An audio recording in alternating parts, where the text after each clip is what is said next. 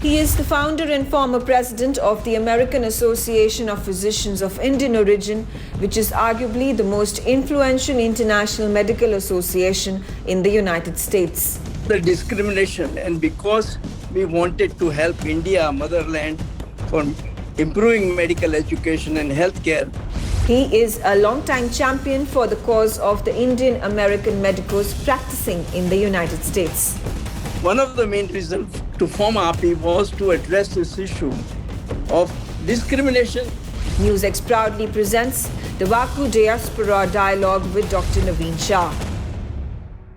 Hello and welcome to NewsX Vaku. My name is Megha Sharma, and joining me on the broadcast is a extremely prestigious guest. His name is Dr. Naveen Shah. He's a Maryland neurologist and a longtime activist on behalf of the Indian American physicians that are practicing in the United States.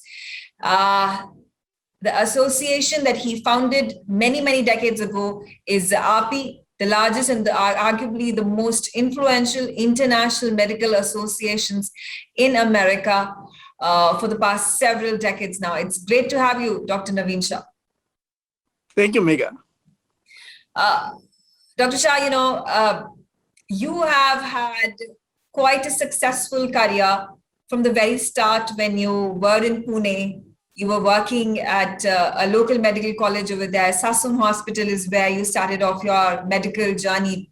And then you came to America, and that was a circumstance that happened. If you could tell our viewers, how did that actually happen? Actually, I wanted to go for FRCS. Those days, Fellowship of England was very important for a surgeon, but I had no money. In the meantime, a friend of mine wanted to go to America, and that time the ECFMG exam was free. So we both went to Mumbai. I just gave him a company. Unfortunately, he failed and I passed. And so I got a job here. They sent me a ticket. But the interesting thing is, I wrote an article. I was assistant professor of surgery at BJ Medical College, an assistant honorary surgeon. So I wrote a paper on prostate and hernia, which was immediately rejected by Indian Journal of Surgery. Mm-hmm.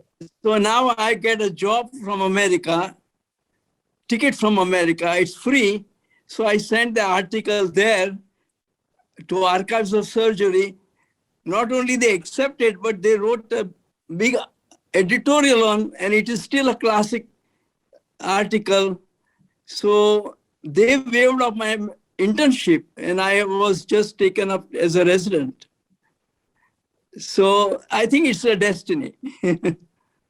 That's a brilliant story of the kind of hard work and enterprising nature of yours, and coupled with a little bit of luck that allowed you to travel into America and then become the best neurologist in the United States of America. You've talked to me about how this happened. There were circumstances that allowed you to be in America and then practice, and you gained instant fame, especially with those journals that published your write-up, published your research. How did you think of actually founding AAPI? Well, initially, I was in Washington, D.C., and I have two girls. And I wanted to keep the Indian culture, so they did Bharatnatyam, and my son was born later on, and he did tabla, and we are vegetarian and all that. So I formed a doctors' union or association, mainly for two reasons. One, of course, social, and I was new in Washington, D.C.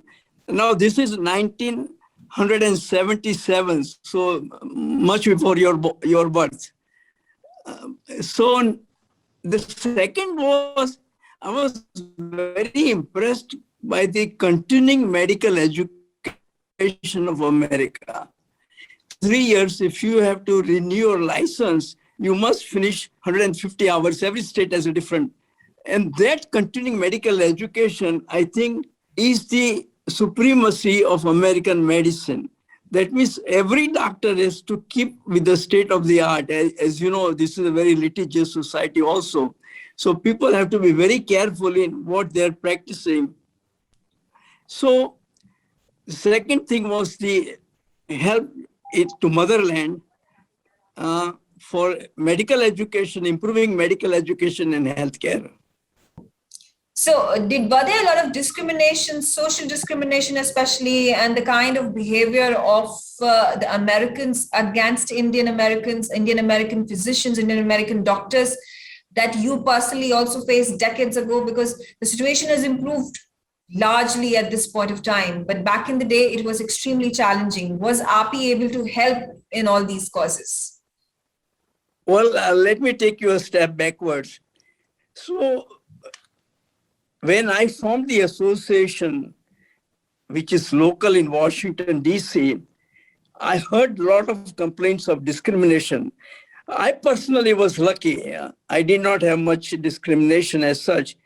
But because of the discrimination and because we wanted to help India, motherland, for improving medical education and healthcare, so I communicated with other associations which were existing, like about 12 a number. And Indian Embassy had a newspaper, so I put an ad in the paper saying that I'm interested in making a central body or a national body of the Indian doctors. That time we were like 32,000 doctors or 28,000, and every year it increased. So people agreed, and I formed an association called API. So the API was main reason, one of the main reasons to form API was to address this issue of discrimination. You know, you are like a second-rate doctor. I mean, this is 77. Even though you've taken the examination, the boards, the training, everything in America, the American way, they always treated us differently, like a second-rate doctors compared to American doctors, US medical doctors. And so there was a definite discrimination. Then I found out, amongst others, that time we were 179,000 doctors from 100 different countries. Of course, Indians were the highest. That was like 24,000. So I formed the association and I went to AMA, which is American Medical Association, but they did not pay any attention to that. And I met with the president every year and told them about the discrimination in jobs, promotion, privileges, and other medical areas. So it was very restrictive. And to answer that, I played the American game, the American ball, the American way, and got a lobbyist, Senator Harkey, a three-term senator who had just resigned. And one of my patients was a lobbyist, Conn Smith. And so that is how we introduced the bill in the House, in the Senate. I testified. It took me about 5 years, but the discrimination was totally gone. President Bush initiated the bill, signed the bill, but I had about 91 congressmen and senators helping me. It took me 5 years.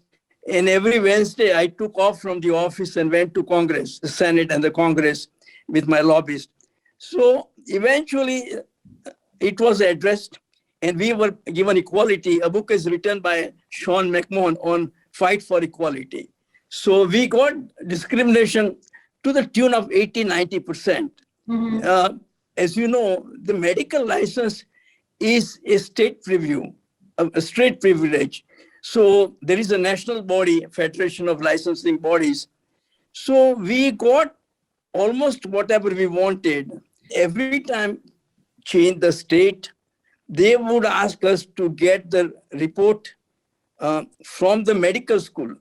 Now, medical school does not keep so many records, so we had no repository. So now, of course, that time I asked AMA, and I testified to make a section for foreign doctors, but I went to Congress for foreign doctors. They said, why should we fight for you because you're foreign? I said, no, sir, I'm American. We are American doctors, but they were labeled as foreign doctors. So I changed the language and made ourselves known as international medical graduates. And I made an association for that, joining all the groups, the Philippines, the Pakistani, the Islamics, and others. And that is how the fight was on. We had about 5 bills in the Congress and Senate. 91 congressmen and senators helped us. And eventually the bill was passed and we became equal. There must be a lot of strife, a lot of struggle to have finally gotten the bills passed and allowed for equality for the physicians, including the Indian Americans. And that's a massive feat. And congratulations to you and all the doctor fraternity, the physicians fraternity from India and internationally must be thanking you every single day of their lives for making their lives, their families' lives, the fraternities' lives easier in America. And AAPI is obviously arguably the most influential international medical association in the United States, and you have a massive role to play in its foundation, in how it operates, and it's been decades together now that legacy of it is moving forward. What are now the new goals, the new challenges, the new aspirations for AAPI besides being a melting pot when it comes to international doctors, from the Indian origin? Now, as far as we doctors are concerned, as I've told you earlier, there are 75,000 doctors in practice like me. That's the first generation. Now, my son, who's an emergency room doctor, he's from Duke Medical School. He was born here. So we have about 20,000 those doctors, and they have excelled very well. I mean, American Indian doctors have excelled in multiple positions of any importance. So I do not think right now there is a problem with the first generation and second generation. Second generation is a product of America, so they have no problem to begin with. Now, my main focus was to help India in improving medical education and healthcare. So I started with CME. We gave about 150 seminars in India in different subjects over 5 years. Narasimha Rao, when he was a health minister, he helped me a lot.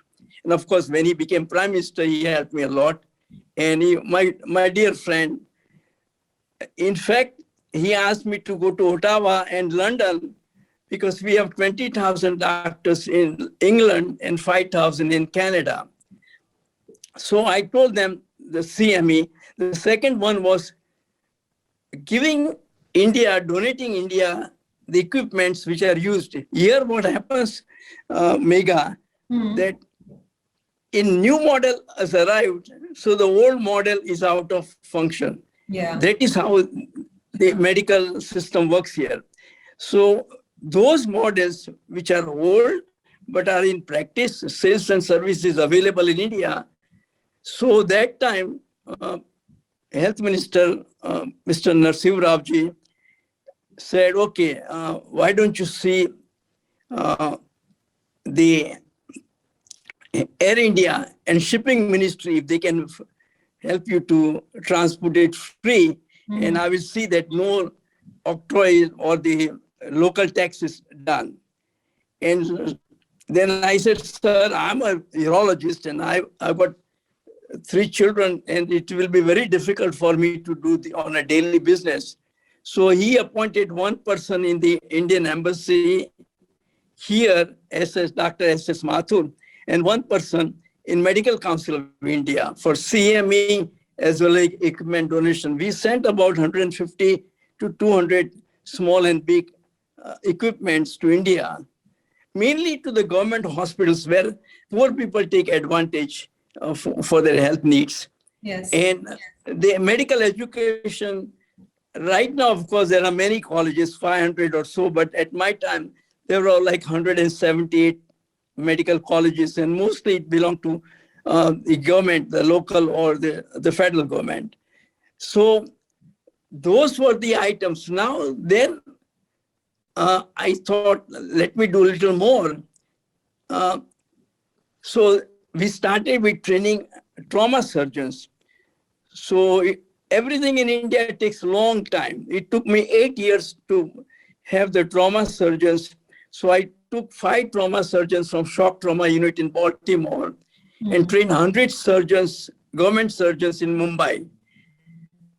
But they didn't want to continue that. They didn't want to pay the money because all the American doctors who come, I have to pay $5,000-6,000 for the ticket, business class ticket. It's lovely to have conversed with you, Dr. Naveen Shah, and it's, like I said, an honor to have hosted you on the broadcast with us.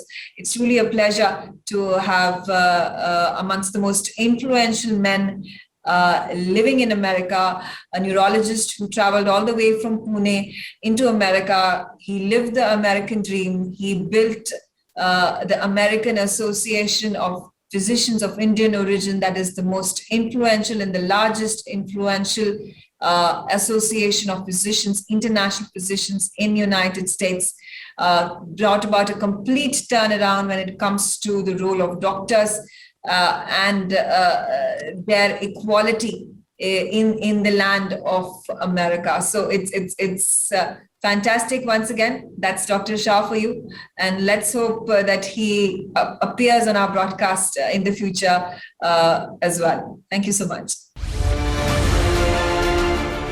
NewsX ITV network have proudly launched the WAKU Diaspora Broadcasting Network. WAKU DBN will be India's first mainstream platform dedicated to the diaspora community. Help support us. Become WAKU patrons at memboro.com/WAKU. You will get the first access to our interviews, make recommendations, merchandise access, ask questions, and get a shout out of thanks on our TV shows. You can also suggest to us who should get the WAKU Golden Chakra Awards and also tell us who should get into the WAKU Hall of Fame. Limited memberships are available at 100 rupees per month on Memboro WAKU. Sign up now. Log on to memboro.com/WAKU.